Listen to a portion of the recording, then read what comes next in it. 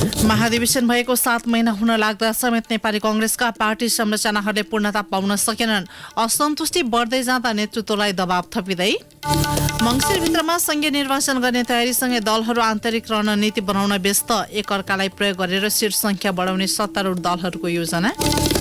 मुलुकभर monsoon सक्रिय भएको जल तथा मौसम विज्ञान विभागको भनाई भोलिदेखि भारी वर्षाको सम्भावना रहेकाले सतर्कता अपनाउन आग्रह। आफ्नो मुलुकलाई थप हतियार उपलब्ध गराउन शक्ति मुलुकहरूलाई युक्रेनी राष्ट्रपतिको आह्वान। यसै वर्षभित्र युद्ध अन्त्यका लागि रुस विरुद्ध प्रतिबन्धहरू बढाउन माग। र बागमती प्रदेश न्यू डायमन्ड कप खुला महिला राष्ट्रिय भलिबल भोलिबाट सुरु हुने। नमस्कार, कान्तिपुर डायरीका साथमा साथी सन्तोष र म पार्वता। समाचार अब विस्तारमा। सुरुमा कान्तिपुर सविस्तार। कान्तिपुर सविस्तार। संवैधानिक अडचन आउने अवस्था आएपछि नेपाली कांग्रेसले गत मङ्सिर अन्तिम साता 14औं महाधिवेशन सम्पन्न गरेको थियो। तर महाधिवेशन भएको 7 महिना हुन लाग्दा समेत कांग्रेसका भ्रातृ संगठन, विभाग तथा शुभेच्छुक संस्था नेतृत्वविहीन छन्। विधानमा महाधिवेशन सम्पन्न भएको 6 महिनाभित्रमा सबै संरचनालाई पूर्णता दिनुपर्ने भए पनि त्यसो हुन नसक्दा कांग्रेसभित्र असन्तुष्टिका स्वरहरू बाक्लिँदै गएका छन्। स्थानीय निर्वाचनको नतिजाले भविष्यको कांग्रेसको नेतृत्वलाई आगामी प्रतिनिधि सभा र प्रदेशसभाको निर्वाचन अघि पार्टीका सबै निकायलाई पूर्णता दिनुपर्ने दबाव बढाएको छ। कांग्रेसको विधान अनुसार पार्टीको महाधिवेशन भएको 6 महिनामा भ्रातृ संगठन, विभाग, समिति, शुभेच्छुक संस्था तथा विभिन्न निकायलाई पूर्णता दिनुपर्ने उल्लेख छ। तर महाधिवेशन सम्पन्न भएको 7 महिना पुग्नै लाग्दा पनि अहिलेसम्म कुनै संरचना बन्न सकेका छैनन्। वरिष्ठ नेता रामचन्द्र पौडेलले सभापति शेरबहादुर देउवाको अरुचिका कारण पार्टीको सांगठनिक स्वरूप निर्माण हुन नसकेको बताउँछन्। नेता पौडेलले भने, संगठनलाई कमजोर बनाइरहेको छ। संगठन कमजोर हुने काम यस्तै गरेर हो। नेतृत्वको मेरो भागमा परिवर्तन म पनि जिम्मा हो गएर, तर मलाई सोध्नु छैन। गर्मीले आफ्नो सुरुमा जसको आत्मअधिकार छ उसले आफ्नो सुरुमा गरिहाल्छन्। नभन्दा म थाकिसकेको, मेरो केही भन्नु छैन यसमा। उहाँलाई नै फेरि दोहोऱ्याएर दिए। केन्द्रीय समितिले 13 भ्रातृ संस्था र 18 शुभेच्छुक संस्थामा रिक्त रहेका पदमा मनोनयन गर्ने अधिकार सभापति देउवालाई दिएको छ। तर ती संस्थामा पदाधिकारी मनोनित हुन सकेका छैनन्। विधान अनुरूप केन्द्रीय समिति मातहत रहने 28 विभागहरू गठन हुँदा करिब 1500 नेता कार्यकर्ताले जिम्मेवारी पाउनेछन्। प्रत्येक विभागमा 51 जना सदस्य रहने व्यवस्था विधानले गरेको छ। सहमहामन्त्री जीवन परियारले सभापति देउवालाई यस विषयमा पटक पटक जानकारी गराए पनि सुनाइ नभएको गुनासो गरे। सभापतिज्यूसँग विशेष यो सबै कमिटीहरूको गठन गर्ने पूर्ण जिम्मेवारी चाहिँ सभापतिको हो। सभापतिलाई हामीले पटक पटक यो कुरा ध्यानाकर्षण गराएका छौँ। सभापतिले नचाहेपछि कुनै पनि काम अगाडि बढ्दैन। सभापतिज्यूले नै अब यो कामलाई अगाडि नबढाउँदाखेरि सबै कुरा समस्या आयो। नेतृत्वले भ्रातृ संस्था, विभाग र शुभेच्छुक संस्था मात्र नभई केन्द्रीय समितिलाई पूर्णता नदिएको भन्दै असन्तुष्टि देखिएको छ। विधानमा महाधिवेशन सम्पन्न भएको 3 महिनाभित्र कोषाध्यक्ष मनोनित गर्ने व्यवस्था भए पनि सो पद अहिले पनि रिक्त छ। कांग्रेस नेता पुष्पा भुसाल मनोनयनका लागि नेतृत्वले बारम्बार बहाना गरिरहेको बताउँछिन्। समयको आवश्यकता हो। यसलाई भ्रातृ संस्था भन्ने संस्थाहरूलाई निर्वाचनको पूर्व सन्ध्यामा धेरै जिम्मेवारी पनि दिनुपर्ने हुन्छ। सदस्यहरू बनाउने अब सबै संगठनको कामलाई त अब जति छिटो संगठन बन्छ त्यति छिटो अब जिम्मेवारीहरू पनि प्राप्त हुन्छ होइन। त्यही भएर ढिलो भन्दाखेरि पनि यो त संगठनको आवश्यकता पनि हो। यसमा अब सबैले अब सामिलबाट छलफल गरेर पुरा गर्नु। कांग्रेस भित्रका संरचना अल्पत्र पर्नुको मुख्य कारण गुटगत राजनीतिको प्रभाव मानिएको छ। संस्थापन र संस्थापन इतर बीच भागभण्डा नमिल्दा पार्टी संरचनाले पूर्णता पाउन नसकेको हो। नेताहरू बीच सहमति हुन नसक्दा नेपाल दलित संघको 5औं अधिवेशन अन्तिम समयमा आएर स्थगित भएको थियो। नेता चन्द्र भण्डारी पार्टीको विधि र विधान अनुरूप नेतृत्व अघि बढ्न नसकेको स्वीकार गर्छन्। विधि र विधान अनुसार नेतृत्व चलिनु पर्दछ, तब मात्रै कुनै पनि संगठनहरू अगाडि बढ्न सक्छन्।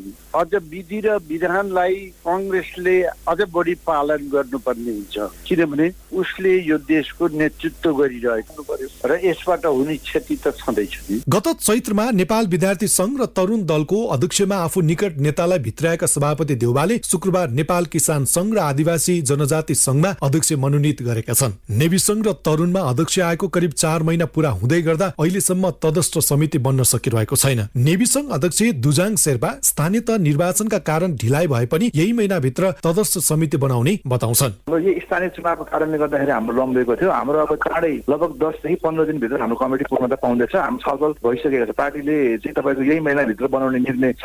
सबै सहमतिमा पुगिसक्नु भएको छ पार्टीका नेताहरू। हाम्रो यही महिनाभित्र कमिटी पूर्णता पाउँछ। कंग्रेसभित्रको सांगठनिक संरचना अस्तव्यस्त भएको यो पहिलो घटना भने होइन। पार्टीको संगठन सञ्चालन गर्न चाहिने न्यूनतम संरचना बनाउन नसक्नुले नेतृत्वमाथिको कार्यक्षमतामा प्रश्न उठाएको कतिपय नेताहरूको तर्क छ। पार्टी प्रवक्ता डाक्टर प्रकाश शरण महतले भने संघ र प्रदेश अधिवेशन अघि नै संरचनालाई पूर्णता दिने दावी गरे। हिजो अस्ति पनि 2 जना संयोजक तोकेको छ, अरू पनि संयोजक तोकिन्छ, पूर्णता पनि पाउँछ। अब कहिलेसम्म तपाईँले ठ्याक्कै डेटसम्म कसरी दिउँ होइन। अब यो स्थानीय निर्वाचन भयो, विभिन्न कारणले अब नेतृत्व त्यसमा केन्द्रित हुनु पर्यो। ती कारणहरूले स्थानीय तह निर्वाचनमा गठबन्धनको साथमा सफलता पाएको कंग्रेसले आगामी निर्वाचनको प्रतिस्पर्धा सहज हुने देखेको छैन। सत्तारूढ दलसँग चुनावी तालमेल गर्ने या नगर्ने बारे औपचारिक निर्णय नगरेको कंग्रेसका लागि पार्टीभित्रको आन्तरिक मतभेद वा विवाद मिलाउनु पर्ने दबाव बढ्दै गएको देखिन्छ। रेडियो कान्तिपुरका लागि सन्तोष गन्धर्व। कान्तिपुर सविस्ता।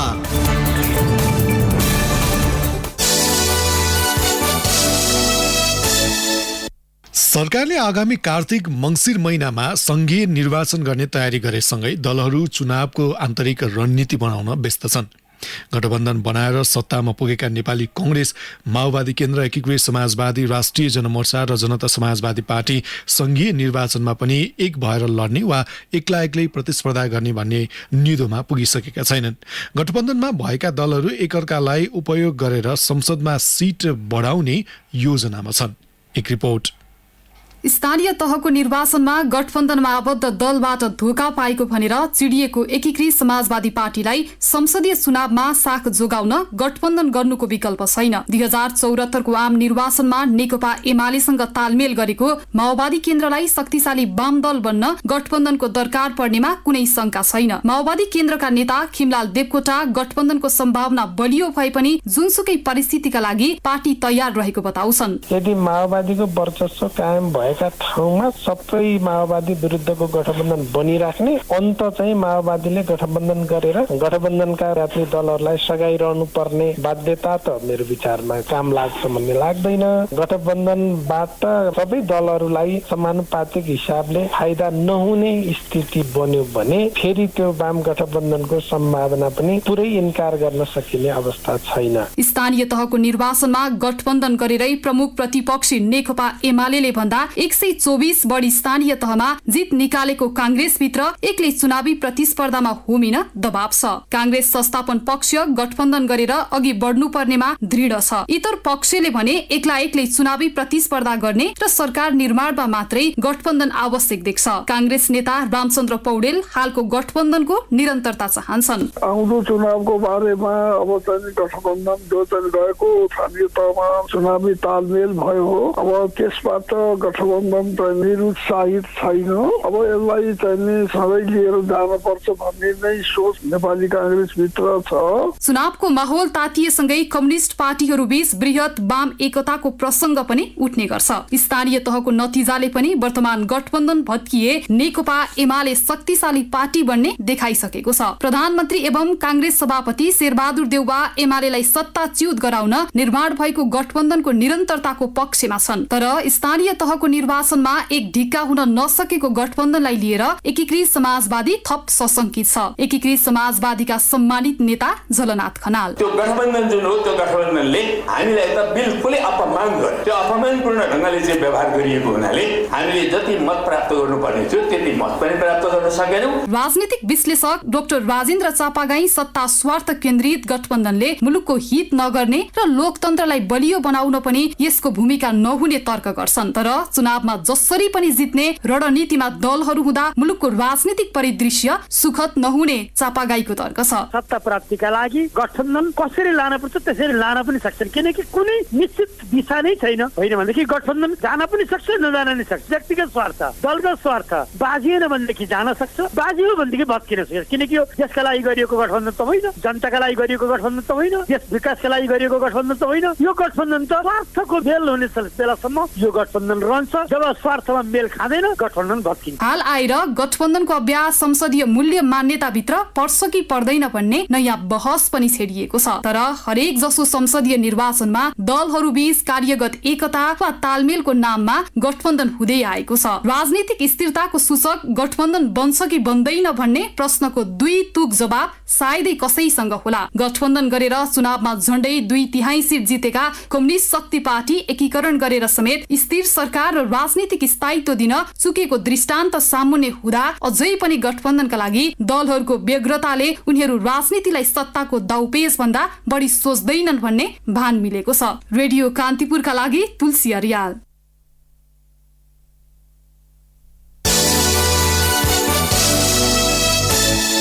मुलुकभर मनसुन सक्रिय भएसँगै भोलिदेखि भारी वर्षाको सम्भावना रहेकाले विशेष सतर्कता अपनाउन जल तथा मौसम विज्ञान विभागले आग्रह गरेको छ। वर्षाका कारण पहिरो तथा ठूला तथा साना नदीहरूमा पानीको सतह बढ्न सक्ने भएकाले आवश्यक सतर्कता र पूर्व तयारी अपनाउन विभागले आग्रह गरेको हो। विभागले विशेष बुलेटिन जारी गर्दै मनसुनी वायु सुदूरपश्चिम क्षेत्रबाट प्रवेश गरेसँगै त्यसको प्रभाव देशैभर देखिएको जनाएको छ। यसको प्रभावले भोलिदेखि बिहिबारसम्म धेरै स्थानहरूमा मध्यमदेखि भारी वर्षाको सम्भावना रहेको वरिष्ठ मौसमविद राजु प्रधानाङ्गले जानकारी दिनुभयो। महाशाखाका अनुसार प्रदेश 1 बागमती गण्डकी र लुम्बिनी प्रदेशका तराई तथा पहाडी भूभाग र मध्य प्रदेशका केही स्थानमा भारी वर्षाको सम्भावना छ। कान्तिपुर डायरीमा अब ब्रेकको पालो। अब बाँकी प्रसङ्ग। परराष्ट्र मन्त्री डाक्टर नारायण खड्काले नेपालको राष्ट्रिय हित र अवलम्बन गर्दै आएको असंलग्न परराष्ट्र नीतिको विपरीत हुने गरी कुनै सामरिक वा सैन्य गठबन्धनमा आबद्ध नहुने प्रश्न पार्नु भएको छ। राष्ट्रिय सभामा आज विनियोजन विधेयक 2079 अन्तर्गत परराष्ट्र मन्त्रालयको बजेटमा उठेका प्रश्नको जवाब दिँदै उहाँले सरकारले यसअघि नै अमेरिकाको स्टेट पार्टनरसिप प्रोग्राम SPPमा सहभागी नहुने निर्णय गरिसकेको उल्लेख गर्नुभयो। नेपालको राष्ट्रिय हित र नेपालले अवलम्बन गर्दै आएको असंलग्न परराष्ट्र नीतिको विपरीत हुने गरी कुनै सामरिक वा रणनीतिक गठबन्धनमा नेपाल प्रवेश नगर्ने यस मानिस सदन समक्ष अनुरोध गर्न चाहन्छु।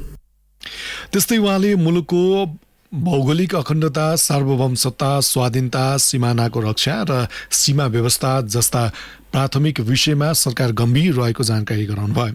सरकारले अवलम्बन गरेको परराष्ट्र नीतिकै कारण नेपालको छवि अन्तर्राष्ट्रिय मञ्चमा बढेको दावी मन्त्री खड्काको थियो। सरकारले अवलम्बन गरेको नीतिको फलस्वरूप अन्तर्राष्ट्रिय क्षेत्रमा नेपालको प्रतिष्ठा अझ बढेको छ। छिमेकी मित्र राष्ट्र, दक्षिण एसियाली मुलुक, प्रमुख शक्ति राष्ट्र, विकास साझेदार लगायत सबै राष्ट्रहरूसँगको सम्बन्ध अझ मैत्रीपूर्ण एवं सहयोगात्मक बनेको छ। अन्तर्राष्ट्रिय क्षेत्रमा तथा उपक्षेत्रीय मञ्चमा नेपालको उपस्थिति थप प्रभावकारी देखिएको छ।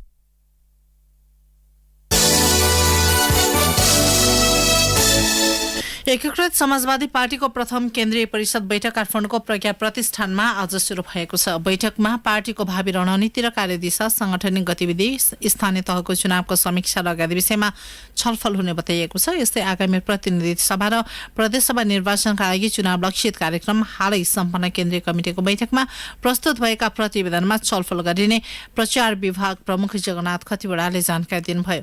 बैठकको उद्घाटन गर्दै पार्टी अध्यक्ष माधव कुमार नेपालले मङ्सिरमा हुने संघीय चुनावका लागि आफ्नो कार्यक्षेत्रमा खटिन नेता तथा कार्यकर्तालाई आग्रह गर्नुभएको छ। उहाँले प्रत्येक कार्यकर्तालाई जनताको घर घरमा गएर प्रचार गर्न आग्रह गर्नुभयो।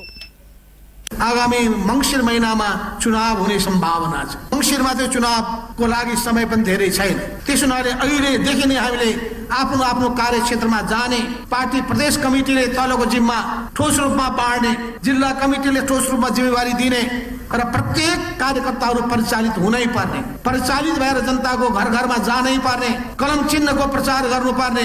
किन यसपटकको निर्वाचनमा पनि हामीले पायौँ काठमाडौँ महानगरपालिकाको उपमेयरमा हामीले 50,000 भन्दा बढी मतहरू रद्द भएको हुनाले पनि हार्ने अवस्था बन्यो। अरू धेरै पालिकाहरूमा पनि वडाहरूमा पनि त्यस्तो अवस्था देखियो। दोस्रो भनेको हामीले मतदाताहरूलाई राम्ररी प्रशिक्षित गर्न सकेका थिएनौँ। यी सबै सन्दर्भमा आजदेखि नै हाम्रो पार्टीको नीति र विचारको प्रचार गर्ने र कलम चिन्हको प्रचार गर्ने काममा पुरै जुट्नु पर्ने हुन्छ। भोलिसम्म चल्ने बैठकमा पार्टीका महासचिव डाक्टर बेदुराम भुसालको राजनैतिक प्रतिवेदनमा विशेष छलफल गरिने बताइएको छ। बैठकमा मुलुकभरका गरी 1,600 प्रतिनिधि सहभागी भएको एकीकृत समाजवादीले जनाएको छ। यसैबीच एकीकृत समाजवादीको तर्फबाट नवनियुक्त मन्त्रीहरूले शपथ ग्रहण गरेका छन्। नयाँ मन्त्रीहरूलाई शीतल निवासमा आयोजित समारोहमा राष्ट्रपति विद्यादेवी भण्डारीले शपथ ग्रहण गराउनु भएको हो। प्रधानमन्त्री शेरबहादुर देउवाको सिफारिसमा मन्त्रीमण्डल पुनर्गठन भएको थियो। नयाँ मन्त्रीमा संस्कृति पर्यटन तथा नागरिक उड्डयनमा जीवनराम श्रेष्ठ, शहरी विकासमा मेटमणि चौधरी, स्वास्थ्य तथा जनसङ्ख्या मन्त्रीमा भवानी खापुङ, श्रम रोजगार तथा सामाजिक सुरक्षा मन्त्रीमा शेरबहादुर कुँवर र स्वास्थ्य राज्य मन्त्रीमा हिराचन्द्र केसी नियुक्त हुनुभएको छ। शपथ ग्रहणपछि मन्त्रीले आजै कार्यभार सम्हाल्नु भएको छ।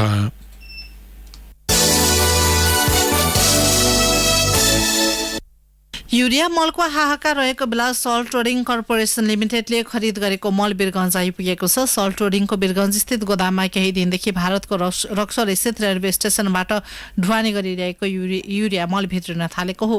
कार्यालय प्रमुख अमोज लामिछानेका अनुसार गत शुक्रबार यता गोदाममा मल भित्रिन थालेको र हालसम्म 12,500 बोरा मल आइपुगेको छ। आपूर्तिकर्ता स्विस सिङ्गापुर कम्पनीले युरिया मल कोलकाता बन्दरगाहसम्म ल्याएपछि त्यहाँ प्याकिङ गरी नेपालतर्फ मल पठाइरहेको छ।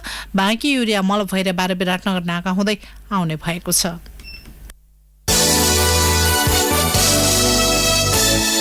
जर्मनीले नेपाललाई द्विपक्षीय विकास सहयोगमा निरन्तरता दिने प्रतिबद्धता व्यक्त गरेको छ।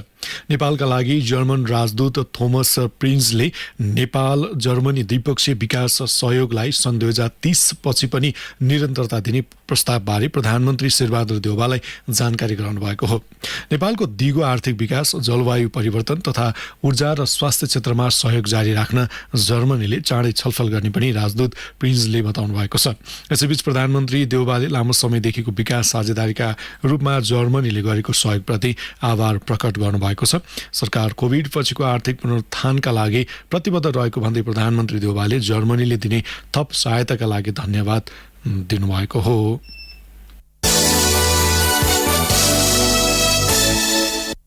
विनियोजन विधेयक संघीय संसद राष्ट्रिय सभाबाट पनि पारित भएको छ। राष्ट्रिय सभाको आजको बैठकले विनियोजन विधेयक 2079लाई बहुमतले पारित गरेको हो। प्रतिनिधि सभाबाट पारित भएर राष्ट्रिय सभामा पुगेको विनियोजन विधेयकमा सांसदहरूले छलफल गरेका थिए। मन्त्रालयगत विनियोजनमाथि सांसदहरूले उठाएका प्रश्नको सम्बन्धित मन्त्रीहरूले जवाफ दिएपछि सभाध्यक्ष गणेश प्रसाद तिमल सिन्हाले निर्णयार्थ प्रस्तुत गर्नुभएको थियो। विनियोजन विधेयक निर्णयार्थ प्रस्तुत गर्ने क्रममा प्रमुख प्रतिपक्षी दल एमालेका सांसदहरूले राष्ट्रिय सभा बैठक बहिष्कार गरेका थिए। अर्थमन्त्री जनार्दन शर्माले बजेट निर्माण गर्ने क्रममा अनधिकृत व्यक्तिलाई प्रवेश गराएको आरोप लगाउँदै एमाले संसद बैठक बहिष्कार गरेको हो। एमाले अर्थमन्त्री रोस्टममा पुग्दा बैठक बहिष्कार गरेको थियो। प्रतिनिधि सभाले असार 2 गते विनियोजन विधेयक पारित गरेर राष्ट्रिय सभामा पठाएको थियो। पछिल्लो पटक नेपालमा थप 41 जनामा कोरोना भाइरस संक्रमण पुष्टि भएको छ। स्वास्थ्य तथा जनसङ्ख्या मन्त्रालयका अनुसार 3,335 जनामा गरेको नमुना परीक्षणबाट सो संख्यामा संक्रमण पुष्टि भएको हो।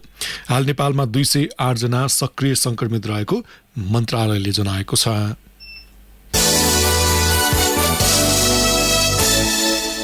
कान्तिपुर डायरीमा अब सुनसरी डायरीको पालो।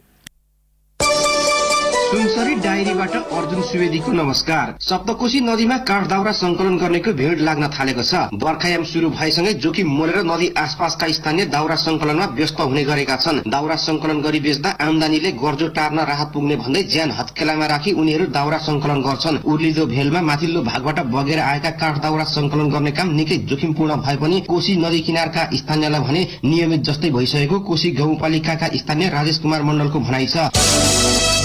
जीर्ण बनेर आवाजावतमा समेत कठिन बनिसकेको इनरुवा दोबी सड़क खण्ड मर्मत नहुँदा दुर्घटनाको जोखिम बढेको छ। सड़क मर्मतका लागि स्थानीयले पटक पटक विरोध जनाए पनि मर्मतको काम हुन सकेको छैन। करिब 15 किलोमिटर लामो सड़क खण्ड लामो समयदेखि जीर्ण बने पनि सामान्य टालटुल गरेर सञ्चालनमा रहेको छ। सड़क खण्ड मर्मत नहुँदा दुर्घटना परि मृत्यु हुनेको संख्या बढ्दो छ। सुनसरीको इटरीमा रहेको जुटबाली अनुसन्धान कार्यालयले 21 वर्षपछि जुटको नयाँ जातको विकास गरेको छ। जुटबाली सम्बन्धी अध्ययन अनुसन्धान तथा प्रविधिको विकास गर्दै आएको कार्यालयले इटरी 4 नामको नयाँ जातको बिउ उत्पादन गरेको हो। कार्यालयले नयाँ जातको बिउ उत्पादन नगर्दा किसानहरू 20 वर्ष अघिकै बिउ चलाउन बाध्य थिए। किसानको यो झन्झटलाई हटाउन जुटको नयाँ जात विकासका लागि इटरी 4 नामको जातको बिउ उत्पादन गरी सिफारिस गरिएको जुटबाली अनुसन्धान कार्यक्रम इटरीका कार्यक्रम संयोजक तीर्थराज रिजालले बताउनुभयो। अखिल नेपाल फुटबल संघ एन्फा र सुनसरीको दोहोबी नगरपालिका बीच फुटबल टेक्निकल सेन्टर निर्माणका लागि सम्झौता भएको 2 वर्ष बित्दा समेत काम अघि बढ्न सकेको छैन। सम्झौता पत्रमा एन्फाका तत्कालीन अध्यक्ष कर्मा छिरिङ शेर्पा र दोहोबी नगरपालिकाका नगर प्रमुख वेदनारायण गजदारले हस्ताक्षर गरेका थिए। फुटबल टेक्निकल सेन्टर निर्माणका लागि दोहोबी नगरपालिकाले एन्फालाई 7 बिघा जग्गा समेत हस्तान्तरण गरेको थियो। तत्कालीन एन्फा नेतृत्वले बजेट उपलब्ध नगराएपछि काम अघि बढ्न नसकेको एन्फाका निवर्तमान केन्द्रीय सदस्य दीपक राईले जानकारी दिनुभयो। एन्फाले बजेट उपलब्ध नगराएपछि काम अघि नबढेको राईले बताउनुभयो। हवस् त सुनसरी डायरी आजलाई त्यति नै। अर्जुन सुवेदी बिदा हुन्छु, नमस्कार। जिल्ला डायरी पछि कान्तिपुर डायरीमा पुनः ब्रेकको पालो। अब आर्थिक प्रसङ्ग। अर्थमन्त्री जनार्दन शर्माले आगामी आर्थिक वर्षका लागि प्रस्तुत गरिएको बजेट सबै वर्गलाई समेट्ने गरी मुलुकको आवश्यकताका आधारमा ल्याइएको बताउनु भएको छ। राष्ट्रिय सभाको आजको बैठकमा बजेटबारे सांसदहरूले उठाएको प्रश्नको जवाब दिँदै मन्त्री शर्माले मुलुकको अर्थतन्त्रलाई ध्यान दिएर बजेट ल्याएको बताउनुभयो। अर्थमन्त्री शर्माले बजेटमा तोकिएका लक्ष्य पूरा गर्न सरकार प्रतिबद्ध रहेको बताउनु भएको छ। बजेट निर्माणको सन्दर्भलाई लिएर आफ्नो राजीनामा माग्नेलाई इतिहासले जवाब दिने उहाँको भनाइ थियो। यो बजेट कार्यान्वयन हुँदै जाँदा तोकिएका आँकडाहरू छन्। तोकिएका आँकडामा यो बजेट कार्यान्वयन हुने क्रमबाट भोलि यो देशको औद्योगिकरणमा आउने परिवर्तन, उत्पादनमा आउने परिवर्तन, प्रतिस्थापनमा आउने परिवर्तनले सबै कुरालाई पुष्टि गर्नेछन्, जवाब दिनेछन्। तर यो बजेट व्यक्तिगत रूपमा अर्थमन्त्रीले आफ्नो सोचमा होइन, यो देशका सबै प्रतिष्ठित व्यवसायिकहरू, प्रतिष्ठित अर्थविदहरू, प्रतिष्ठित नागरिकहरू, सबै मान्य सदस्यज्यूहरू र सबैको सुझावहरूमा प्रस्तुत गरिएको यो बजेट जनताको पक्षमा ल्याएको कारणले, देशको पक्षमा ल्याएको कारणले कसैलाई अनैतिक लागेर राजीनामा दिनुपर्ने माग उठ्दैमा त्यही गर्नुपर्छ भन्ने कुरा होइन। यो सही र गलत इतिहासले पुष्टि गर्नेछ, त्यसप्रति म जवाबदेही छु। यो अहिले मैले गरेका निर्णयहरूप्रति म पूर्ण रूपमा जवाबदेही छु। अहिलेको सरकार तयार छ। बजेट निर्माणको समयमा बाहिरी व्यक्तिलाई सहभागी गराएको भन्दै अर्थमन्त्री शर्माको आलोचना हुँदै आएको छ। प्रदेश एक्लै चिया विशेष क्षेत्र घोषणा गर्न सरकारवालाले माग गरेका छन्। विदेशी मुद्रा आर्जन गर्ने प्रदेशकै मुख्य बाली भएकाले चिया खेतीका समस्या समाधान गर्न प्रवर्धनका लागि विशेष क्षेत्र घोषणा आवश्यक रहेको उनीहरूको भनाइ छ। मुलुकमा उत्पादित मध्ये 95% चिया प्रदेश एकमा उत्पादन हुने भएकाले पनि चिया विशेष क्षेत्र घोषणाको महत्त्व रहेको सरकारवालाले बताएका हुन्। राष्ट्रिय चिया तथा कफी विकास बोर्ड क्षेत्रीय कार्यालय झापाका निमित्त प्रमुख सुमन त्रिखत्रीले मुलुकमा सबैभन्दा बढी चिया प्रदेश एकमै उत्पादन हुने भएकाले विशेष क्षेत्र घोषणा गर्नुपर्ने बताउनुभयो। नेपाल चिया उत्पादक संघका अध्यक्ष सुरेश मित्तलले यसलाई फेरि सुन्नुहोस्। नेपाल चिया उत्पादक संघका अध्यक्ष सुरेश मित्तलले छिमेकी मुलुक भारत जस्तै नेपालमा पनि चिया पर्यटनलाई अघि बढाउनु पर्ने बताउनुभयो। चिया खेतीमा दशकौंदेखिका समस्या सुनवाई नभएको अवस्थामा विशेष क्षेत्रले त्यस्ता समस्या समाधान हुने उहाँको भनाइ थियो। सवारी साधन आयात हुने मुलुकै प्रमुख स्थल नाका वीरगञ्जबाट चालु आर्थिक वर्षमा मोटरसाइकलको आयात अघिल्लो वर्षको तुलनामा 54% घटेको छ।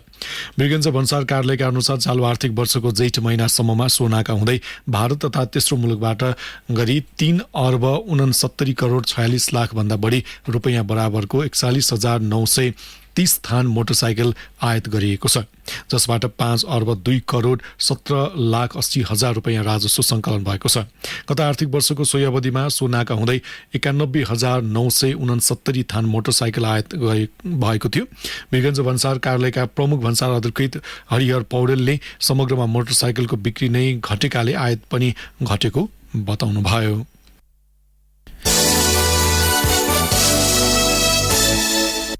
अब अन्तर्राष्ट्रिय प्रसङ्ग। युक्रेनका राष्ट्रपति भोलोदिमिर जेलेन्स्कीले आफ्नो मुलुकलाई थप हतियार उपलब्ध गराउन शक्ति मुलुकहरूलाई आह्वान गर्नुभएको छ। जर्मनीमा जारी G7 शिखर सम्मेलनलाई भिडियो मार्फत सम्बोधन गर्दै राष्ट्रपति जेलेन्स्कीले युक्रेनका लागि थप हतियार माग गर्नुभएको बीबीसीले जनाएको छ। उहाँले जर्मनीमा भेला भएका विश्व नेताहरूलाई यो वर्षको अन्त्यसम्ममा युद्ध समाप्त गर्न सहयोगका लागि समेत आग्रह गर्नुभएको छ। उहाँले युद्ध अन्त्यका लागि रुसमाथि दबाव बढाउन र थप प्रतिबन्ध लगाउन G7 नेताहरूसँग अपील समेत गर्नुभयो। बेलायतका प्रधानमन्त्री बोरिस जोन्सनले अफ्रिका र मध्यपूर्वमा अनिकालको डर बढ्दै गएकाले युक्रेनको अवरुद्ध बन्दरगाहबाट खाद्यवस्तुको आपूर्ति गर्नुपर्ने बताउनुभयो। अमेरिकाले पनि युक्रेनको समर्थन गर्दै सुन, तेल र सीमा शुल्क लगायतमा रुस विरुद्ध थप प्रतिबन्ध लगाउने बताएको छ।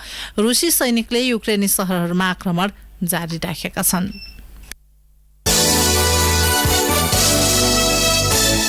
जापानमा बढ्दो गर्मीसँगै त्यहाँको सरकारले राजधानी टोकियो र वरिपरिका क्षेत्रमा विद्युत खपत कम गर्न आग्रह गरेको छ। तापक्रम बढ्दै जाँदा विद्युत कटौती हुन सक्ने भन्दै अनावश्यक रूपमा बिजुली प्रयोग नगर्न जापान सरकारले आग्रह गरेको बीबीसीले जनाएको छ। हाल मध्य टोकियोको तापक्रम 35 डिग्री सेल्सियस भन्दा माथि पुगेको छ भने इसेसाकी शहरमा 40.2 डिग्री सेल्सियस भन्दा माथि पुगेको छ। ती क्षेत्रमा तापक्रम अझै केही दिनसम्म बढ्नै सक्ने बताइएको छ। जापानको उत्तर पूर्वी क्षेत्रमा मार्च महिनामा गएको भूकम्पका कारण केही आणविक ऊर्जा उत्पादनमा क्षति पुर्याएपछि जापानमा बिजुली आपूर्तिमा कडाई गरिएको छ।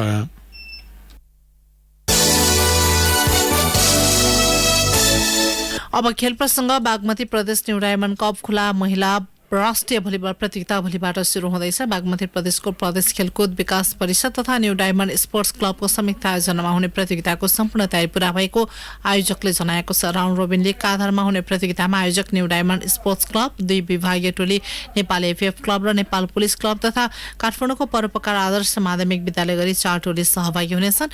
कीर्तिपुर स्थित मल्टिपर्पोज कभर हलमा सञ्चालन हुने प्रतियोगिताको विजेताले 5 लाख, उपविजेताले 2,50,000, तेस्रोले 1,25,000 तथा चौथो हुने टोलीले 75,000 रुपियाँ प्राप्त गर्ने आयोजकले जनाएको छ।